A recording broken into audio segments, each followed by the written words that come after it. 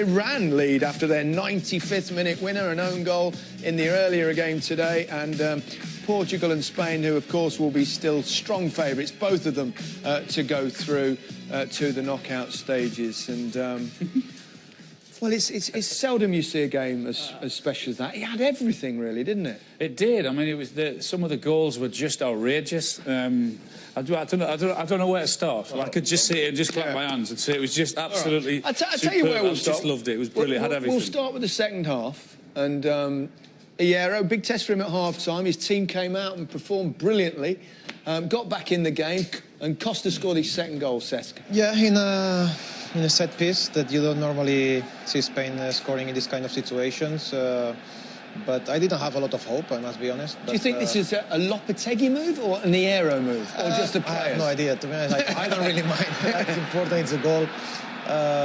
Very well taken, Busquets, and Diego being where he has to be. Yeah, it was really, really well worked from Spain.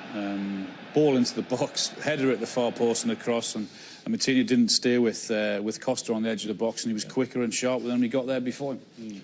I think it'll be very unlikely that we'll see many better goals than Nacho's that gave Spain the lead, Rio. I think it was a great hit. I think I need to leave to these guys who hit balls like this more often than me to explain the technique and stuff.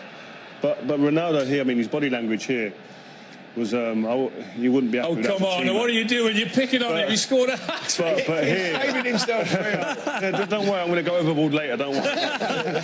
But what I would say is here, they were, like... It was almost taking the mickey here at the Portuguese team. The way they play here, tiki-taka football, they're renowned for playing in short bursts over small areas. I mean, it was just intricate football. But this technique here, that he's cut the ball underneath to the side of it, and the technique to keep it down there was fantastic. That's not half volley. That ball's on the up. That's so difficult to keep down. That's what you call a sweet spot, isn't it? That is right on it. Once you hit it, I think... You know that it's perfect. Yeah, you can just feel it, can't you? He's just caught it perfect. Brilliant. I'll tell you, well, that's too good just to have 3 or 4 replays. I think we need to see that again a few times. Go on, can we? Oh, well played. They're on it. I did bend on it, hasn't it? Look. I did score one of these in training, you know.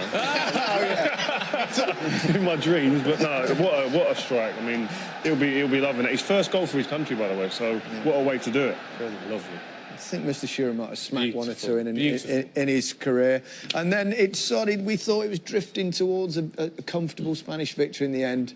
And then he did it. Ronaldo. It was his 45th free kick. This was the one in the first half. That was his 44th free kick in major tournaments without scoring.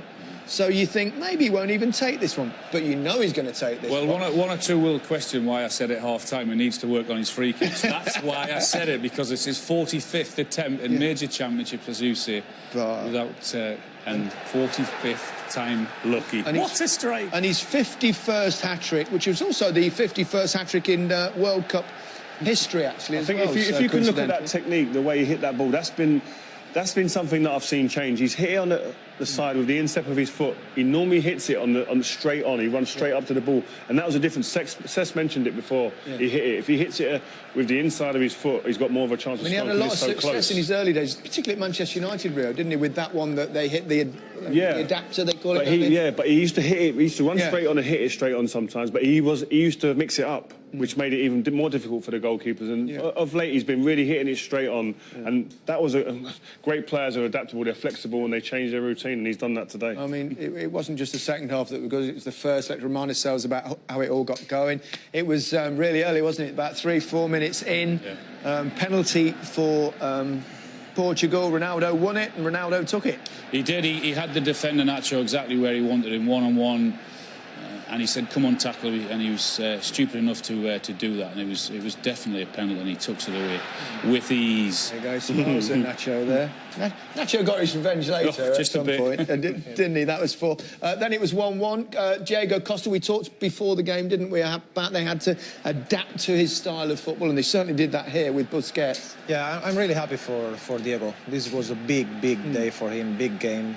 and he's got a lot of stick in the last 4 years, doubting him if he was the right man. And tonight, he proved that he really is the main man. Yeah, you've played with him, Cesc. What's he like? I mean, we see him, don't we? We see this person that is unbelievably competitive. He can drive you crazy at times. He's got obviously very hot-headed. What is he like as a bloke? As a bloke, he's fantastic. Really? Fantastic for the dressing room. He's always asking for togetherness. He makes jokes. He's a positive guy. He has a lot of influence inside the dressing room without speaking any English. You don't know how he does it, but he really was a leader. Yeah. I mean, you wouldn't want to play against him, would you, Ray? Yeah, he'd be someone who you'd like to play against, and you feel you could maybe get him sent off because he's so emotional. In that way, yes. In that way, I'd be trying to push his buttons and get him amped up, and sometimes he sees red, and you'd be hoping for that to come out. But you know, once he gets in the groove, he's a difficult player to stop because physically he's great. It was really interesting and fascinating tonight that what we said is that they changed it as much as we were sat here admiring their passing. That they changed it up a little bit with the long ball, with the free kick into the box, far post, nodded down, and it's a little tap in. I thought they got it. I thought it was perfect from them tonight. Ronaldo's second goal, of course, was a huge mistake from David De Gea, something we very rarely see. I mean, he's been so magnificent for Manchester United over the last few years. Yeah, very rare, isn't it? I suppose anyone can make a mistake, but it's not the time you want to do it, is it, in the World Cup? It's very rare. He takes a gamble, doesn't he, Ronaldo? Left foot turn, hit it. But, yeah, it should have been a basic save for a goalkeeper of his calibre. Yeah. Tonight's about him. Tonight's about him, though. I mean, the guy is just relentless. He's relentless in his pursuit of greatness. That's the thing with him. Yeah. And he just wants it more than that incredible desire he has. Well, you can see even at the end of the game, they've got a draw, and you can see him to his teammates, like what this means to us, what this is going to do now, driving us forward. To me, and obviously him, because he's listen. There's no getting away from it. He's got a huge ego, but to be a top player, Cesc, you've played with Messi. He must have a huge ego to be doing what he's doing as well. He might. A very different the way he shows it is different. Yeah, different personalities, but without having an ego. Sometimes you can show it to the world, sometimes you can keep it for yourself, but for them performing for the last 15 years the way they did, if you don't have a personal ego inside of you, it's impossible. A word on what Spain did this evening, considering what's happened to them over the last few days. They lost their coach, Fernando Hierro came in.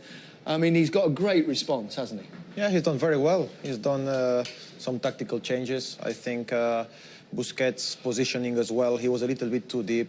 He came a bit higher, putting more pressure, getting more into the ball, and then I think when Lucas Vázquez came in the end to work hard, it didn't pay off in the end because Ronaldo scored a great free kick. But the idea was there, and I think considering what's happening or what happened in the last 48 hours, I think we'll take that. Well, I think both teams would probably take that, given the other two sides in the group, Iran and Morocco, probably not the strongest teams in the tournament. When both managers look at that game again tonight and they look at the standard of football, I think they'll both be really pleased with that. And as you say, they'll fancy their chances against the other two in the group. Yeah, looking at that game, they probably decided before, we'll just draw, that'll do. No. No, that's a joke. I mean, it was just. I think one of the best World Cup games I've certainly in a group stage. I think especially as it's your first game, because we all know going into a tournament, you play your first game, you're a bit tentative, you're a little bit apprehensive about how it's going to go. You don't want to lose, and you kind of shut up sometimes and you come up. But these two teams, from word go, especially Portugal, the game started, they played so open, expansive, attacking on the front foot, and it's such a contrast to what you normally see. And the other thing as well is it all goes well for the rest of the World Cup, doesn't it? Because I think the teams that have been very successful in certainly in club football in recent years, we've seen it like Manchester City this season, Real Madrid, Barcelona, in Europe at times, that the teams that have been successful are the ones that are playing with freedom and flair and attacking style. Well, when we did the preview show the other evening, we were sat here thinking we hope it's going to be a World Cup that the stars are allowed to shine, are allowed to play their great football and touch and technique, and rather than be smothered up by teams sitting deep and trying to draw teams on. But that was a classic example tonight of two very good teams going for it. Let's hope that game's not just a one-off, Cesc. Hopefully not. I mean, that's why we love football, sometimes defensive teams win, but I'm happy that we can watch games like this where two teams really going for it, and hopefully, an amazing World Cup is coming ahead.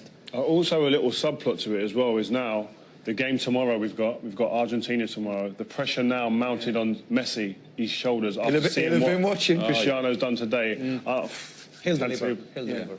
He's your mate, isn't he? He'll deliver. He normally delivers. does. The pair of them do. Plenty of live football coming your way over the weekend, but well worth keeping an eye out for this.